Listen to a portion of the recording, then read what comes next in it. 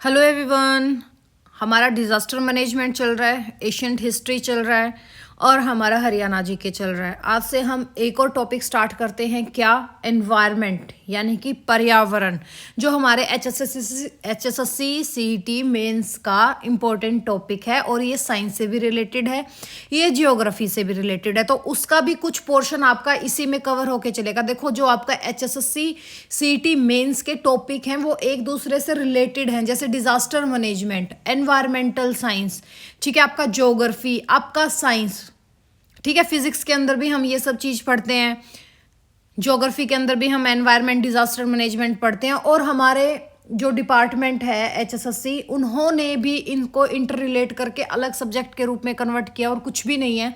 तो चलो हम स्टार्ट करते हैं किससे, हमारा नया टॉपिक, नया सब्जेक्ट क्या आपका, एनवायरमेंट, पर्यावरण। देखो, सबसे पहली चीज यही आ जाएगी कि व्हाट इज एनवायरमेंट, या ये कह दें कि हम व्हाट इज एनवायरमेंट, या ये कह दें पर्यावरण क्या है। तो पर्यावरण, एनवायरमेंट का मीनिंग क्या है, क्या मीनिंग है? देखो, हमारे चारों ओर मौजूद सभी जीवित, निर्जीव तत्वों का जो भी समूह है, चाहे उसको आप बायोटिक कह लो, अबायोटिक कह लो। बायोटिक क्या होते हैं? जो लोग सांस लेते हैं, जीवित होते हैं। निर्जीव हम किसको बोल देते हैं? लिविंग थिंग्स और नॉन लिविंग थिंग्स। आप ऐसे भी कह सकते हो सजीव और निर्जीव। सिंपल लैंग्वेज में जो आज तक हम बचपन से पढ़ते आए हैं, सजीव निर्जीव यानी कि लिविंग और नॉन लिविंग थिंग्स। बायोटिक और अबायोटिक तत्वों का समग्र समूह है जो मिलकर जीवन को प्रभावित करता है। वो क्या होता है? आपका एनवायरनमेंट होता है, यानी कि पर्यावरण होता है। क्या होता है? हमारे चारों ओर मौजूद सभी जीवित, यानी कि जो आपके बायोटिक हैं, जो सांस लेते हैं, और निर्जीव जो अबायोटिक होते हैं, ऐसे तत्वों का समग्र समूह, दोनों का समग्र समूह जो मिलकर जीवन को प्रभावित करते हैं, वो हमारा पर्यावरण है। ठीक है, तो देखो, इसकी अगर हम डेफिनेशन की बात करें तो क्या है? पर्यावरण वह संपूर्ण प्राकृतिक, भौतिक, रासायनिक, जैविक और सामाजिक परिस्थितियों का समूह है जिसमें कोई जीव रहता है, पनपता है और परस्पर क्रिया करता है। और क्या करता है? परस्पर क्रिया करता है। ये क्या है? हमारा एनवायरनमेंट है। हम ये कह सकते हैं कि ये एनवायरनमेंट की डेफिनेशन है। अगर फिर हम बात करें क्या कि एनवायरनमेंट शब्द आया कहाँ से है, ये वर्ड आया कहाँ से है, इसकी उत्पत्ति कहाँ से हुई है, तो सबसे पहले याद रखना, ये फ्रेंच भाषा का वर्ड है। किस भाषा का वर्ड है? फ्रेंच भाषा का वर्ड है। और फ्रेंच भाषा में एक वर्ड होता है एनवायरन। क्या? एनवायरन। इसका अर्थ क्या होता है? इसका अर्थ होता है चारों ओर से घिरा होना या आसपास, चारों ओर से घिरा होना। ठीक है, इसको हम एक और नाम से जानते हैं। ये तो फ्रेंच भाषा में जो अब न्यू वर्जन है वो एनवायरन है। लेकिन अगर बात करें हम ओल्ड फ्रेंच की, किसकी? पुरानी फ्रेंच भाषा की, ओल्ड फ्रेंच की। ओल्ड फ्रेंच का जो वर्ड है वो कौन सा वर्ड है? ओल्ड फ्रेंच का वर्ड है एनवायरनर। क्या है?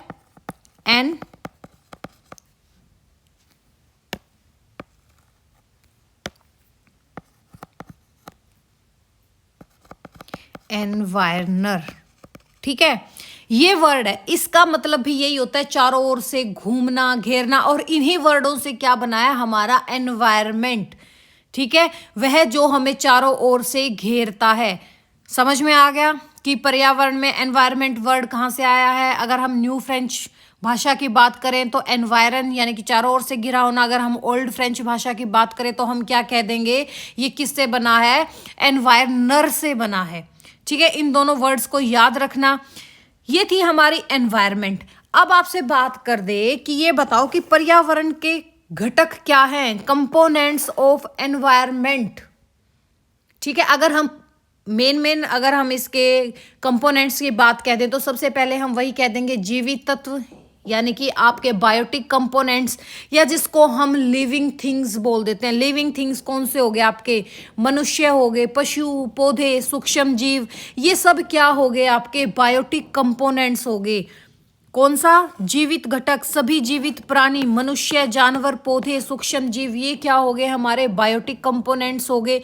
इनके साथ हमारा जैविक संबंध कैसा होता है? जैसे परभक्षण का, जिसको हम प्रीडेटेशन कह देते हैं, परिजीवता, पैरासिटिज्म का, और सिम्बोसिस यानी कि सहजीविता आदि का। इन सब के बारे में भी हम डिटेल में पढ़ेंगे कि भाई परभक्षण क्या होता है, परजीविता क्या होता है, या सहजीविता क्या होता है, इनके बारे में पढ़ेंगे। सिर्फ अभी इंट्रोडक्शन कर लो कि एनवायरनमेंट में हम क्या क्या चीज़ करते हैं।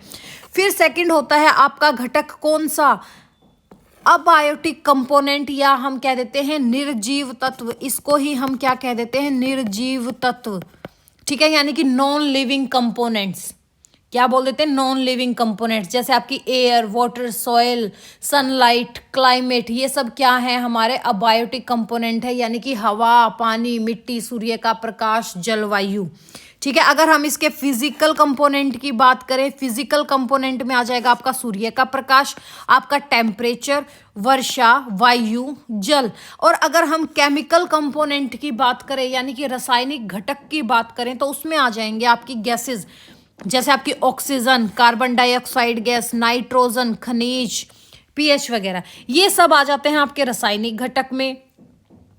फिर आपका थर्ड क्या होता है? सामाजिक सांस्कृतिक घटक, सोशल कल्चरल कंपोनेंट। वो क्या होता है? आपका मानव निर्मित ढांचे, जो हमारा इंफ्रास्ट्रक्चर है, जो हमारे इंस्टीट्यूट्स यानी कि संस्थाएं हैं, हमारे मोरल वैल्यूज यानी कि सामाजिक मूल्य, आर्थिक गतिविधियां, हमारा इकोनॉमिकल स्टैंडर्ड। ये किस में आ जाता है? हमारा सांस्कृतिक, सामाजिक सांस्कृतिक घटक के पार्ट हो जाते हैं। फिर हमसे बात कर लेता है, अगर हम, फिर आ जाता है टाइप्स ऑफ एनवायरनमेंट, यानी कि पर्यावरण के प्रकार कौन कौन से हैं। तो देखो, पर्यावरण के प्रकार, एक तो आपका नेचुरल एनवायरनमेंट होता है, जिसमें आप क्या बात करते हो? जंगल, पहाड़, नदी, समुद्र, आपके वन्य जीव वगैरह। फिर आ जाता है मैन मेड एनवायरनमेंट, जो हम तैयार करते हैं, मानव निर्मित पर्यावरण। जैसे आपका इंफ्रास्ट्रक्चर में आ जाएंगे इमारतें, सड़कें, मशीनें, शहर, उद्योग आदि। फिर आ जाता है आपका, क्या आ जाता है बेटा? Social environment. सोशल एनवायरनमेंट यानी कि सामाजिक पर्यावरण, जिसमें आपका समाज आ गया, आपका परिवार आ गया, आपकी संस्कृति आ गई, आपकी संस्थाएं आ गई। ये क्या होते हैं? पर्यावरण के प्रकार होते हैं। यानी कि फर्स्ट जो नेचुरल एनवायरनमेंट है, अगर हम उसको स्थलीय उसमें देखें, तो आपका पर्वत, मैदान, मरुस्थल, वन हो गया। अगर हम एक्वेटिक यानी कि जलीय देखें, तो आपका मीठा पानी यानी नदी और तालाब का हो गया। खारा पानी आपका समुद्र और महासागर का हो गया। अगर हम एटमॉस्फेरिक बात करें नेचुरल एनवायरनमेंट में, यानी कि वायवीय, तो वायुमंडल की परतें और उसमें होने वाले परिवर्तन, जैसे आपका शोभ मंडल हो गया, समताप मंडल हो गया, मध्य मंडल हो गया, ये सब हम करेंगे। ठीक है, डिटेल सब कुछ करेंगे, कुछ नहीं छोड़ेंगे। फिर देखिए कृत्रिम पर्यावरण, मैन मेड ही होता है, आर्टिफिशियल एनवायरनमेंट, यानी कि हमारा जो हम निर्मित करते हैं, हमारा इंफ्रास्ट्रक्चर रेडी करते हैं, जैसे आपकी इमारतें, सड़कें, उद्योग, परिवहन प्रणाली आदि होगी। देखो, एनवायरनमेंट हमारे लिए क्यों जरूरी है, पर्यावरण क्यों इंपॉर्टेंट है हम लोगों के लिए? सबसे पहले जीवन के लिए आवश्यक संसाधन देता है हमें, जलवायु और ताप नियंत्रण करता है, जैव विविधता का संरक्षण करता है, आर्थिक विकास का आधार यानी कि हमें कृषि, उद्योग आदि के लिए भी हमें वे प्रोटेक्शन करता है। अगर अब हम बात करें कि ये बताओ कि चलो ये विशेषताएं वगैरह हम बाद में करेंगे, पहले एक इंपॉर्टेंट चीज़ है वो कर लो, क्योंकि कई बार आपके एग्जाम में डेफिनेशंस आ जाती हैं और डेफिनेशंस करनी बहुत ज़रूरी हैं। तो कुछ हमारे विद्वान हुए हैं, उन्होंने पर्यावरण की अलग अलग परिभाषाएं दी हैं। जैसे आपके कौन है? सबसे पहले एजी टांसले, मोस्ट इंपॉर्टेंट है इनकी डेफिनेशन, बहुत बार एग्जाम्स में आई है। इन्होंने 1935 में एक डेफिनेशन दी थी। क्या डेफिनेशन दी थी? पर्यावरण प्लस परितंत्र की अवधारणा दी थी। इन्होंने क्या दिया था? पर्यावरण प्लस परितंत्र की, यानी कि जो आपका पारितंत्र होता है, पारितंत्र की अवधारणा दी थी। किन्होंने दी थी? क्वेश्चन आ जाए, ये बताओ पर्यावरण और पारितंत्र की अवधारणा किसने दी थी? किसने दी थी? एजी टांसले ने दी थी। किन्होंने दी थी? एजी टांसले ने 1935 में दी थी। इन्होंने कहा था कि पर्यावरण क्या होता है? पर्यावरण जीवों के चारों ओर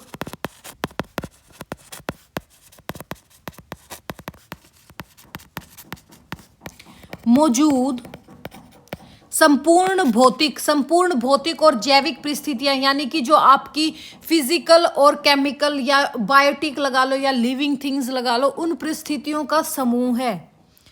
मौजूद सभी भौतिक तथा जैविक परिस्थितियों का समूह है।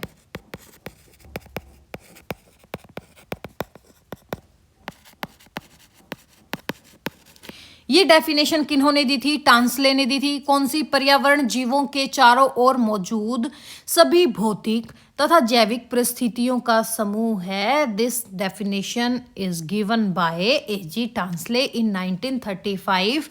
कहाँ पर? जब इन्होंने पर्यावरण और परितंत्र की अवधारणा दी थी, तो इन्होंने ये डेफिनेशन दी थी। फिर आ जाते हैं एक आपके सेकंड नंबर पर ईजे त्रिवार्था।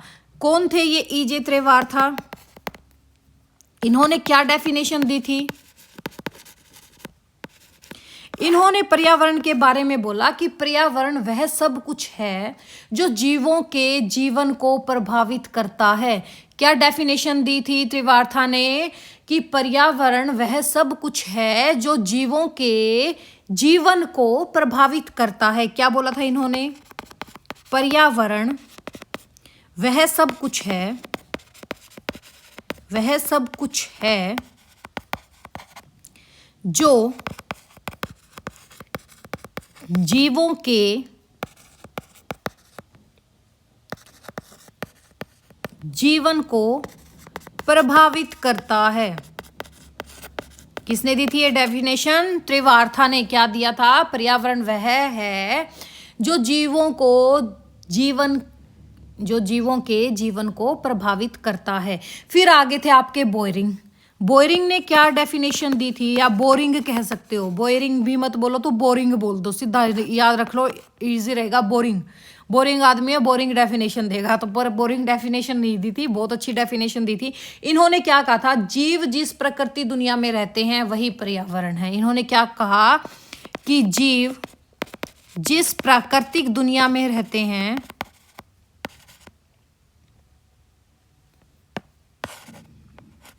कि जीव जिस प्राकृतिक दुनिया में रहते हैं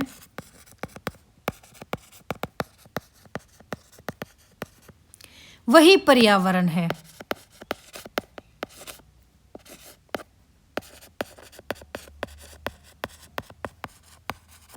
बोरिंग ने क्या डेफिनेशन दी? कि जीव जिस प्राकृतिक दुनिया में रहते हैं वही पर्यावरण है। आपके टांसले ने 1935 में जब पर्यावरण और परितंत्र की अवधारणा दी थी, तब इन्होंने क्या कहा था? कि पर्यावरण जीवों के चारों ओर मौजूद संपूर्ण भौतिक तथा जैविक परिस्थितियों का समूह है। त्रिवार्था ने क्या बोला? कि पर्यावरण वह सब कुछ है जो जीवों के जीवन को प्रभावित करता है। बोरिंग ने क्या बोला? कि जीव जिस प्राकृतिक दुनिया में रहते हैं वही पर्यावरण है। वैसे ही आपके एक और थे, कौन? चार्ल्स एल्टन, जो आपके पारिस्थितिक विशेषज्ञ थे। कौन थे चार्ल्स एल्टन?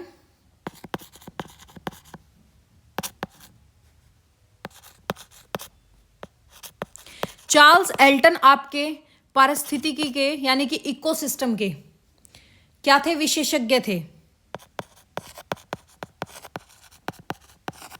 पारिस्थितिकी विशेषज्ञ थे ये।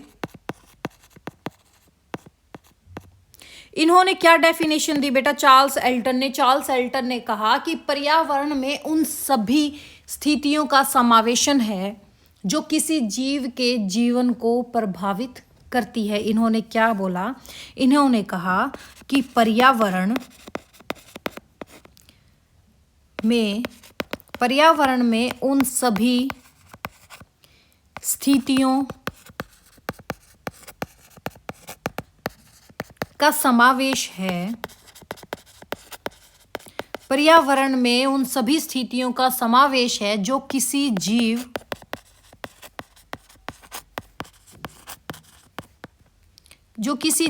के जीवन को प्रभावित करती है। ये डेफिनेशन किसकी थी? चार्ल्स एल्टन की थी।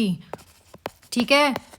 इन्होंने क्या कहा? कि पर्यावरण उन सभी स्थितियों का समावेश है जो किसी जीव के जीवन को प्रभावित करती है। ये किसकी डेफिनेशन थी? चार्ल्स एल्टन की थी। अगर हम बात करें नेशनल और इंटरनेशनल जो हमारे संगठन हैं, उन्होंने क्या क्या डेफिनेशन दी? अगर हम बात करें किसकी, सबसे पहले अगर हम बात करें यूएनईपी की। यूएनईपी क्या होता है? United Nation Environment Programme. UNEP क्या होता है? यूनाइटेड, इनके बारे में भी आपको कंप्लीट करवाऊंगी, पर आज इनकी सिर्फ डेफिनेशंस देख लो कि इन्होंने क्या क्या डेफिनेशंस दी हैं आपकी। जैसे यूएनपी की फुल फॉर्म पूछ ले आपसे, क्या कह दोगे? United Nations Environment programme.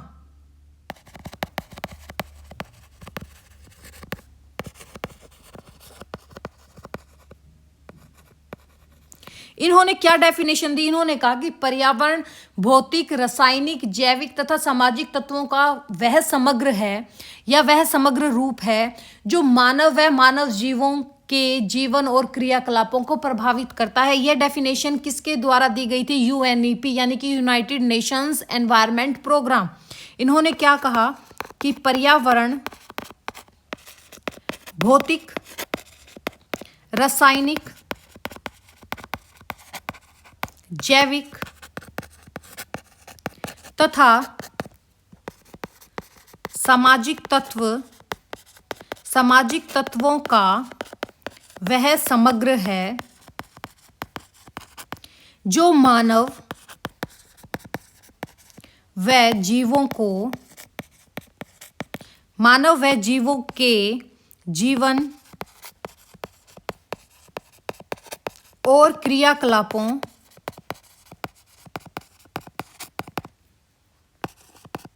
को प्रभावित करता है।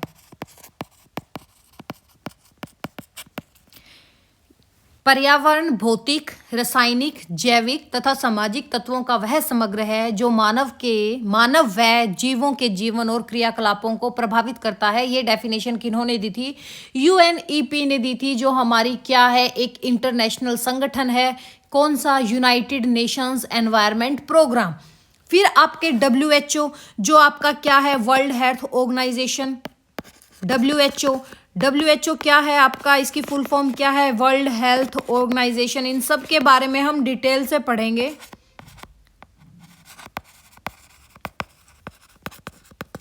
इन्होंने क्या डेफिनेशन दी पर्यावरण की? इन्होंने कहा कि पर्यावरण वे सभी बाहरी भौतिक, रासायनिक और जैविक कारक हैं जो मानव के स्वास्थ्य और व्यवहार को प्रभावित करते हैं। इन्होंने क्या कहा कि पर्यावरण वे सभी बाहरी भौतिक,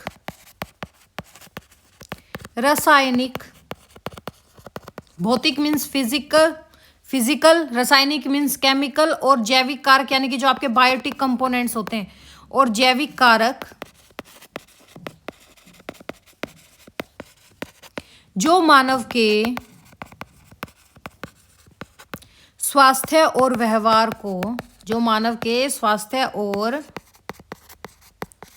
व्यवहार को प्रभावित करते हैं।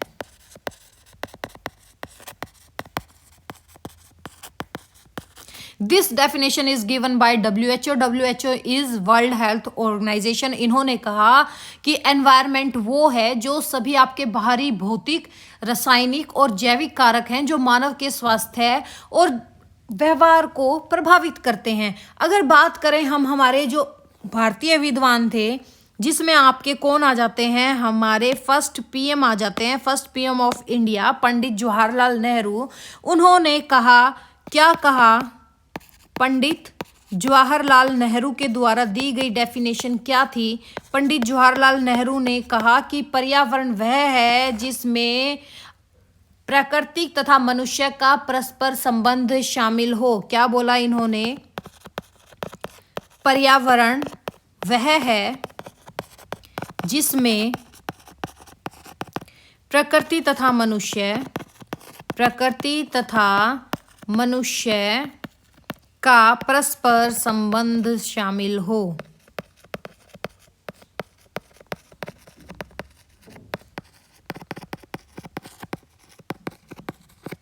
ठीक है। अगर हम बात करें, एक आपकी कॉन्फ्रेंस हुई थी, कौन सी, स्टॉकहोम कॉन्फ्रेंस 1972 में। स्टॉकहोम कॉन्फ्रेंस हुई थी कब, 1972 में। उनमें इंदिरा गांधी ने एक डेफिनेशन दी थी। क्या डेफिनेशन दी थी, हम यहाँ पे लिख देते हैं, स्टॉकहोम कॉन्फ्रेंस। इसके बारे में भी आपको कंप्लीट करवाऊंगी मैं, स्टॉकहोम कॉन्फ्रेंस के बारे में भी। स्टॉकहोम कॉन्फ्रेंस में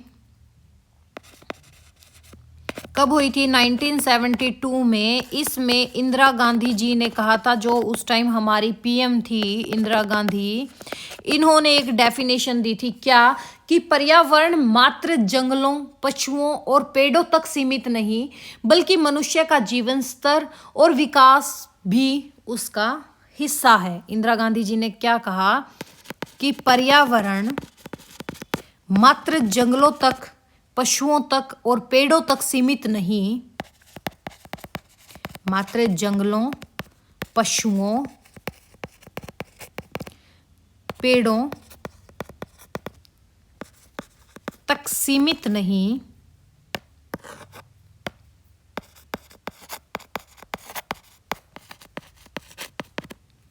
बल्कि मनुष्य का जीवन स्तर, बल्कि मनुष्य का जीवन स्तर और विकास भी उनका हिस्सा है।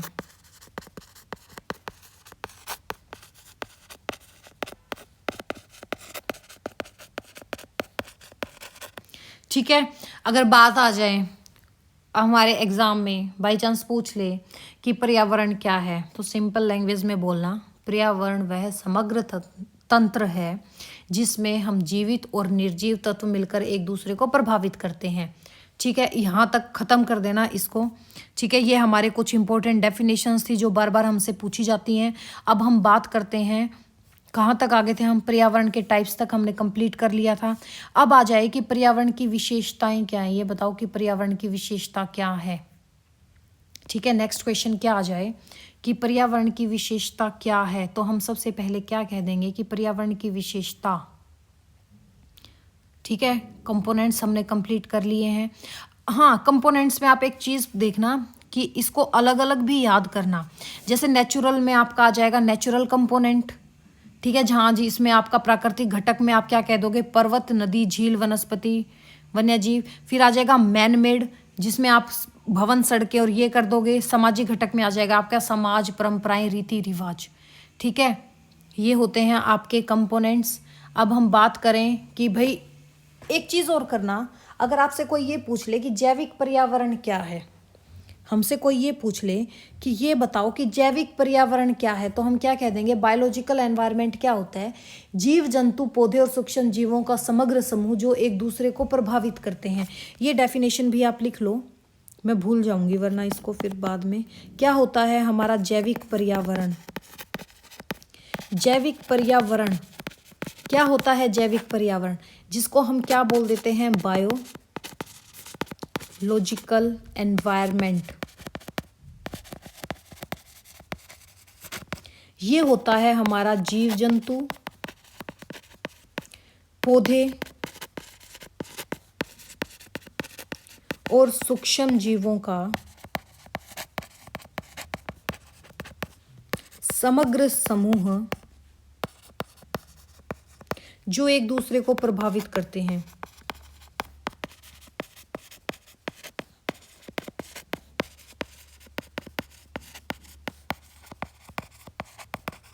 जैसे अगर इसमें आप एग्जाम्पल की बात करो तो हम कह देंगे वनस्पति, पशु, मनुष्य और आपकी खाद्य श्रृंखला। कंप्लीट पढ़ेंगे इनके सब के बारे में एक एक। देखो ये सब चीज़ करते हैं हमारे बायोलॉजिकल एनवायरनमेंट, करते हैं एक दूसरे को प्रभावित। ठीक है, फिर हम बात करते हैं कि भाई ये बताओ कि पर्यावरण की विशेषताएं क्या हैं, पर्यावरण की विशेषताएं कोई बता सकता है विशेषताएं।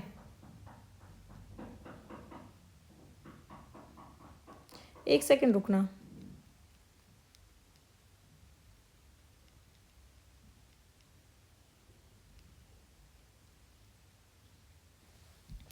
पर्यावरण की विशेषताएं क्या होती हैं, ठीक है, यानी कि फीचर्स ऑफ एनवायरनमेंट क्या होता है, पर्यावरण की मुख्य विशेषताएं। जैसे आपकी हो जाए डायनामिक, जिसको हम गतिशील बोलते हैं, या ये बोल दो कि भाई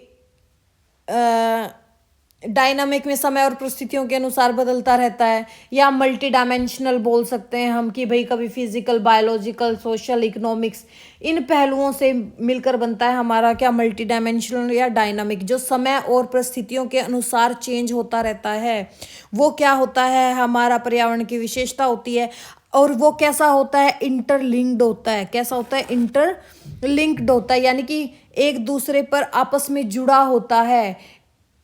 इसको हम बोल देते हैं इंटरडिपेंडेंस भी बोल देते हैं, कि परस्पर निर्भरता होती है। कैसी होती है, परस्पर निर्भरता होती है, जिसको हम क्या बोल देते हैं, इंटरलिंक्ड बोल देते हैं। या हम इसको ये भी बोल सकते हैं कि ये परस्पर निर्भर होता है, परस्पर निर्भरता, ठीक है, परस्पर निर्भरता।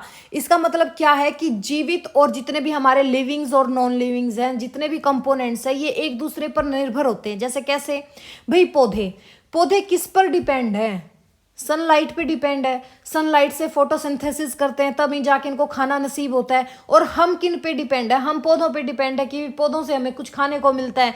तो ये क्या होता है, ये होता है भाई एक दूसरे से जुड़े होना, यानी कि आपस में जुड़ा होना। इसको हम बोलते हैं इंटरलिंक्ड, यानी कि एक घटक में परिवर्तन का असर दूसरे पे।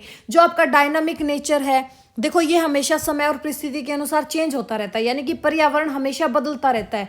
देखो आज सर्दी आ गई, कल गर्मी आ गई, कल बारिश हो गया, यानी कि मौसम, तापमान, जलवायु, नदी का प्रवाह, जंगल की संरचना क्या होगी, ये सब चीज चेंज होती रहती है टाइम के अकॉर्डिंग। और अगर हम बात करें किसकी, फिर कि भाई सेल्फ रेगुलेटिंग, जिसको हम बोलते हैं संतुलनकारी या संतुलन प्रिय, या हम इसको बोल सकते हैं टेंडेंसी टू मेंटेन बैलेंस। और क्या बोल सकते हैं हम, सेल्फ रेगुलेटिंग को बोल सकते हैं टेंडेंसी टू मेंटेन बैलेंस, यानी कि संतुलन प्रिय होना। यानी कि प्रकृति हमेशा कैसी होती है, इकोलॉजिकल बैलेंस बनाए रखने की कोशिश करती है।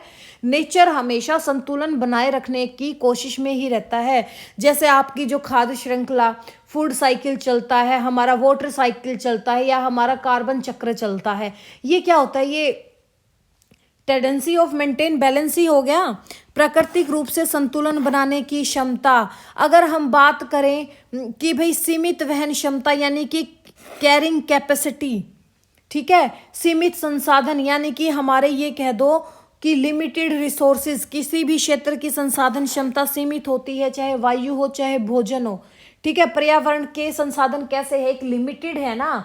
अगर हमारे एनवायरनमेंट में, हमारे धरती पे गोल्ड है तो वो भी लिमिटेड है। ये नहीं है कि हम एक ही दिन में सारे पहाड़ खोद डालें, उसका एक डिजास्टर चेंज भी तो आएगा हमारी लाइफ में।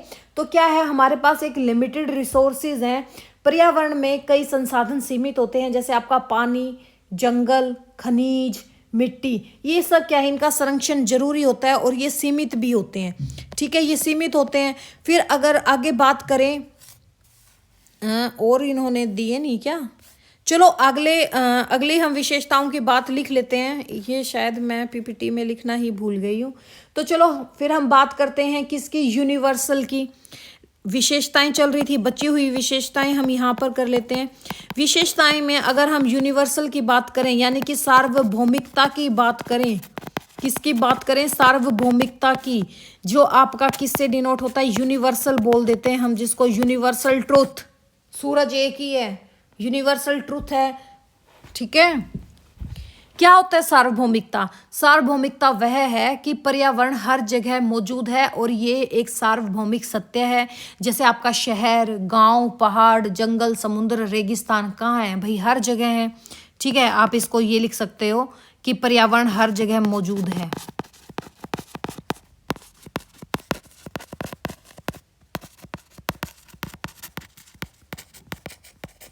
फॉर एग्जाम्पल, आपके शहर, गांव, आपके पहाड़, आपके जंगल, हमारे सी यानी कि ओशियंस लगा लो, सी लगा लो, हमारे डेजर्ट यानी कि रेगिस्तान, हर जगह देखने को मिलेंगे आपको, कहीं कहीं हर जगह देखने को मिलते हैं। अगर हम बात करें नेक्स्ट सार्वभौमिकता होगी। फिर उससे नेक्स्ट कौन सा हो गया आपका सतत विकास के आधार, यानी कि जो आपका सस्टेनेबल डेवलपमेंट होता है, सतत विकास का आधार, जैसे प्राकृतिक संसाधन हो गया आपके पानी हो गया, मिट्टी हो गया, वन हो गया, खनिज हो गया। मनुष्य के विकास के आधार पर और विशेषता क्या होती है, सतत विकास का आधार, ठीक है, जिसके अंतर्गत आपका क्या आ जाता है भाई, प्राकृतिक संसाधन आ गए इसके अंदर आपके।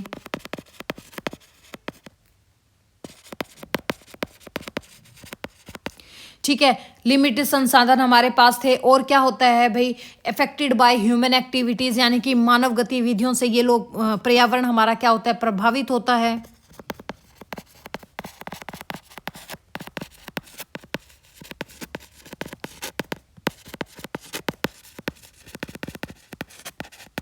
मानव गतिविधियों से प्रभावित होता है। जैसे मानव के कारण पर्यावरण में बदलाव होते जा रहे हैं। क्यों होते जा रहे हैं मानव के कारण पर्यावरण में बदलाव, क्या क्या बदलाव हो रहे हैं? सबसे पहला तो हमारा पोल्यूशन ही हो रहा है, प्रदूषण होता जा रहा है। ठीक है, वनों की कटाई करते जा रहे हैं हम लोग, हमारा शहरीकरण होता जा रहा है और औद्योगिकीकरण होता जा रहा है। ये क्या है, मानव गतिविधियों से प्रभावित हो रहा है एनवायरमेंट।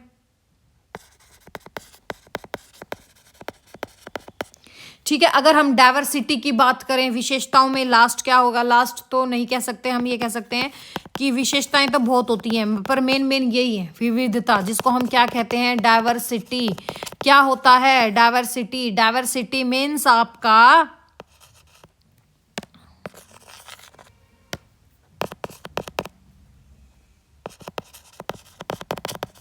जैसे हमारे जो भी एनवायरमेंट है, जीव जंतु हो गए, हमारे पौधे हो गए, या हमारा जो फिजिकल इंफ्रास्ट्रक्चर हो गया, यानी कि हमारा भौगोलिक संरचना हो गया, ये क्या है, ये सब क्या है, ये विविधता ही तो है। और क्या है, जीव जंतु हमसे अलग हैं, पौधे हमसे अलग हैं, हमारा जो भौगोलिक संरचना है वो भी तो बहुत ज़्यादा अलग है। तो ये सब क्या है, ये विविधता ही तो है।